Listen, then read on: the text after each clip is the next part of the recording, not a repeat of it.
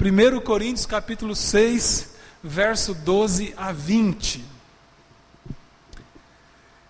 A palavra do nosso Deus nos diz assim: todas as coisas me são lícitas, mas nem todas convêm.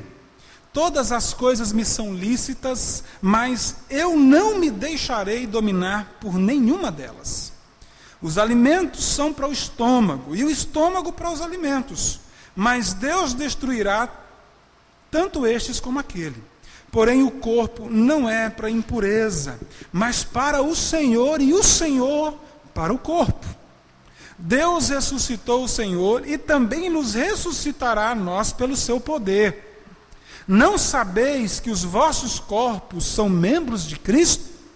E eu, porventura, tomaria membros de Cristo e os faria membros de meretriz? Absolutamente não. Ou não sabeis que o homem que se une à prostituta forma um só corpo com ela? Porque, como se diz, serão os dois uma só carne.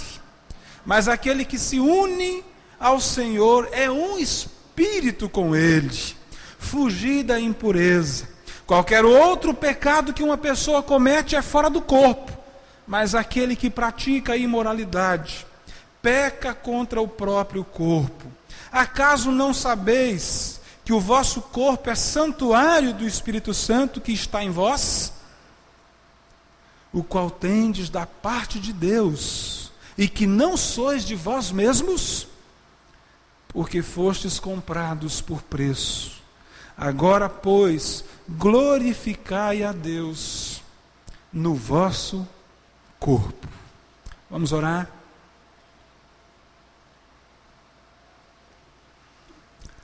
Pai amado, Deus celestial, nesse momento, ó Pai, nós pedimos ao Senhor para que nos visite, ó Deus, com sua graça, nos dando, ó Pai, toda a iluminação que nós precisamos, ó Pai amado, para que haja compreensão da sua palavra. Ó Deus, precisamos do Senhor. Ilumine, ó Deus amado, a nossa mente, capacite-nos, ó Deus, para que a tua palavra seja por nós, ó Deus, claramente entendida e aplicada em nossa vida. Em nome de Jesus, Pai, nós oramos ao Senhor assim. Amém, Pai. Muito bem. 1 Coríntios 6, 12 a 20, o texto que nós acabamos de ler. O que é que Deus tem a nos ensinar nesse texto? Bom, antes de entrarmos nesse texto propriamente dito, é preciso lembrar algumas questões aqui com relação à cidade de Corinto. Já falamos aqui que a cidade de Corinto era não apenas uma cidade polo comercial, muito importante naquela época, como uma cidade portuária, uma cidade que possuía ali dois grandes portos principais ali naquela região da Ásia, então, para o comércio de importação e exportações. E isso fazia daquela cidade uma cidade importante, comercialmente falando. Mas, além disso, aquela cidade também era famosa por conta da vida libertina que as pessoas ali, moradores dela, tinham. Uma cidade reputada também pelo alto índice de prostituição. Talvez um lugar de um problema desta ordem tão grande, nunca visto em outra cidade naquele mundo de então. Infelizmente, a igreja ali existente nem sempre conseguia se manter afastada desse ambiente de práticas pecaminosas, de imoralidades, de prostituição. A prostituição, na verdade, fazia parte de muitas religiões pagãs daquela cidade, do mundo grego, sendo algo totalmente aprovado por muitas delas. Como já disse numa outra ocasião, alguns estudiosos, historiadores, chegam a relatar a existência de um templo na cidade de Corinto, a deusa Afrodite, que naquele templo, para você ter ideia, possuía ali, então, aquele templo tinha 1000 sacerdotisas prostitutas cultuais. estavam ali então para poder se prostituírem no templo como um ato de adoração à deusa Afrodite. As pessoas iam adorar a deusa se prostituindo com aquelas prostitutas, 1000 prostitutas cultuais, e além dessas 1000, tantas outras espalhadas em todas as partes da cidade, de modo que a prostituição ali então era algo bastante exacerbado, abundante em toda parte. E não é sem motivo então que chegou-se a cunhar o verbo corintianizar, que significava então tornar alguém então totalmente envolvido com a prostituição. Então você corintianizava alguém, significava levá-lo a viver de maneira dissoluta, entregue à vida na prostituição. Hoje corintianizar diminuiu, né, o peso, ainda é pesado, mas não é tanto como aquela época, né? Uma brincadeira apenas com os nossos corintianos aqui presentes, né? É melhor paulinizar, né, as pessoas do que corintianizá-las, né? Muito bem. O fato é que a prostituição era algo muito forte, que corintianizar significava levar alguém a viver entregue à prostituição. Somando-se a isso, havia o fato de que, culturalmente, os povos antigos em geral, e não meramente os habitantes da cidade de Corinto, tinham um ponto de vista extremamente liberal acerca das relações sexuais. E essas, não só dentro do âmbito do casamento, mas também anterior ao casamento, ou seja, era possível, era algo extremamente normal ou natural as pessoas viverem práticas sexuais fora do casamento, anterior ao casamento, ou mesmo estando casado com pessoas fora do compromisso conjugal. Isso era comum. As pessoas faziam, não havia problema para aquela sociedade ou para a cultura de muitas pessoas dentro daquele aspecto social da época. O que tornava então a questão de uma vida libertina muito mais propenso, muito mais então ali fácil a todos. E isso levou o apóstolo Paulo a constantemente exortar, a constantemente expor aos irmãos da cidade de Corinto, à igreja de Corinto, o quão condenável era a prática de imoralidade, de prostituição. Várias vezes nessa carta, Paulo fala acerca então desse tema, condenando a impureza na vida sexual. Bem, o que acontece, o ponto do nosso texto é o seguinte: com esse contexto de que era perfeitamente legítimo ter uma vida libertina, ter uma vida liberal no que diz respeito à vida sexual, no contexto de uma cidade onde era exacerbado o apelo, a pressão exercida para que as pessoas então se entregassem à prostituição, muitos membros da igreja, ou uma boa parte de membros da igreja de Corinto, começaram a pensar também de maneira libertina e queriam então, de certa maneira, justificar as suas atitudes libertinas como sendo algo que não era condenável. Como é que eles justificavam isso?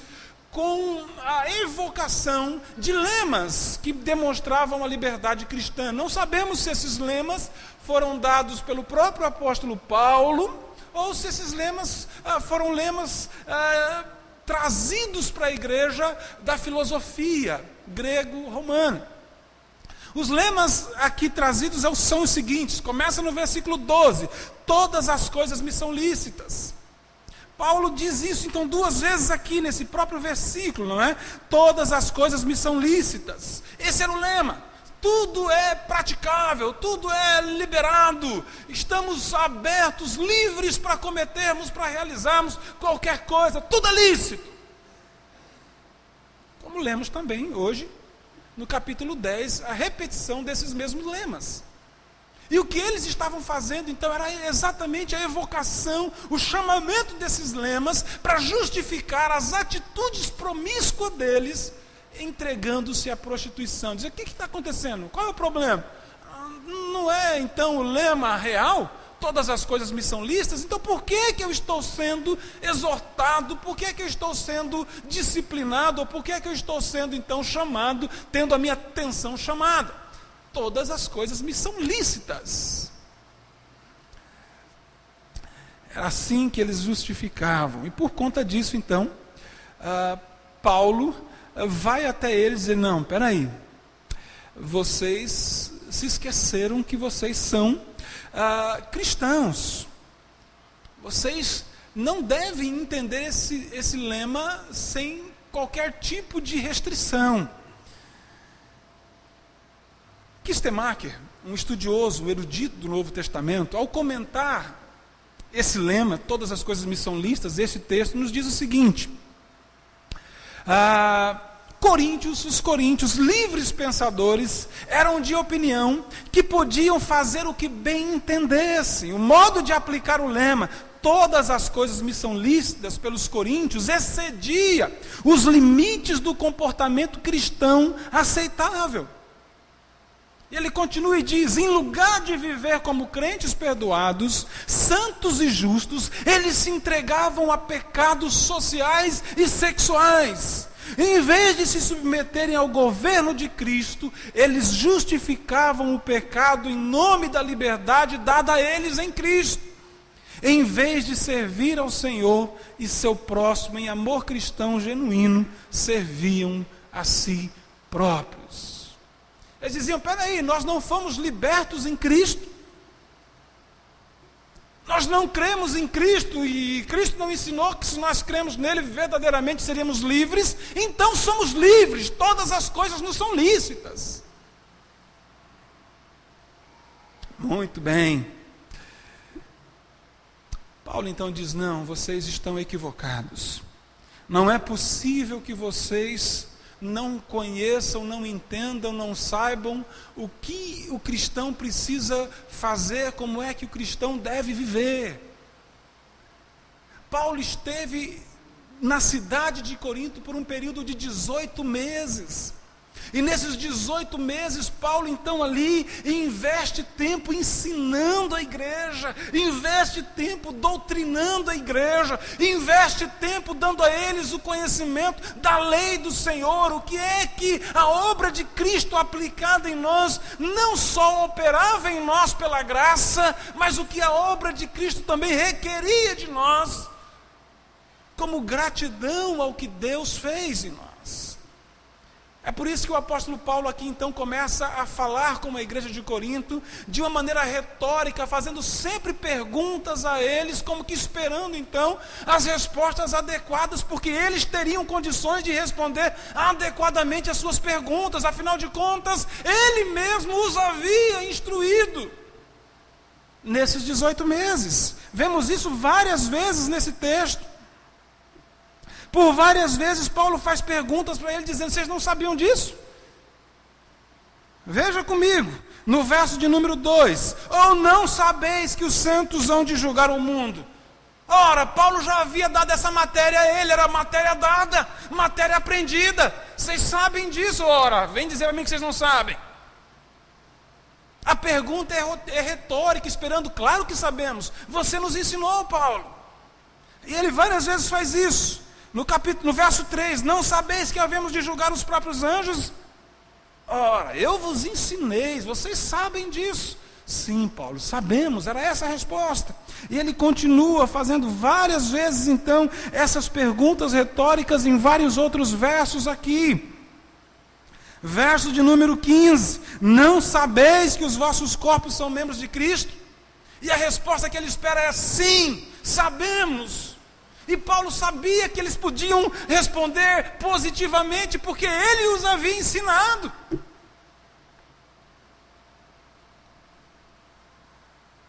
Verso 19, acaso não sabeis que o vosso corpo é santuário do Espírito que está em vós, o qual tendes da parte de Deus, e que não sois de vós mesmos?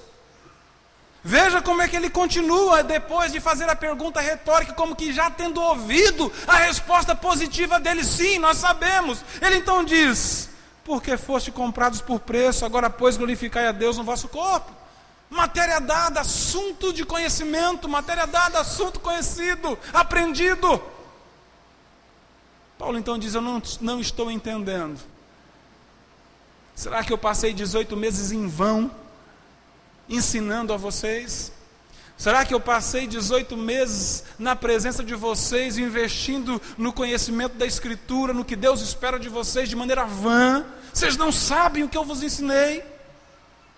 Por que é que agora vocês estão dizendo que todas as coisas são lícitas, indistintamente ou de maneira geral? Vocês querem saber um pouco mais sobre liberdade cristã? Então deixe-me ensiná-los. Deixe-me dizer a vocês como é que vocês devem usar esse lema. Porque o que vocês estão fazendo contraria totalmente aquilo que Deus já falou, já ensinou a vocês. Eles usavam o lema como que dizendo: não estamos nem aí para as pessoas que estão ao nosso redor, não estamos nem aí para o que está acontecendo à nossa volta, o que importa é fazer o que bem queremos e todas as coisas não são lícitas. E quantos aqui assistiram, talvez todos, afinal de contas é um filme antigo, um desenho animado chamado O Rei Leão. Vocês lembram do personagem Timão e Pumba? Acho que é isso. Eles tinham um lema também, vocês lembram o lema deles? Ratuna, pode falar, gente, Ratuna, agora ninguém sabe, né? Ratuna Matata. Mas o que é isso? Significa, não está nem aí para nada, viva a nossa vida, nós temos que curtir o momento e não está nem aí para o que está acontecendo. Não, vida sem preocupação, vida sem nos preocuparmos com o que está acontecendo à nossa volta, vida sem preocupação com aquilo que vão pensar de nós. Ratuna Matata. E era mais ou menos isso que os cristãos da igreja de Corinto estavam fazendo. Façamos a vontade que bem dê ao nosso coração, à nossa mente, porque afinal de contas todas as coisas são lícitas, Ratuna Matata. Era isso.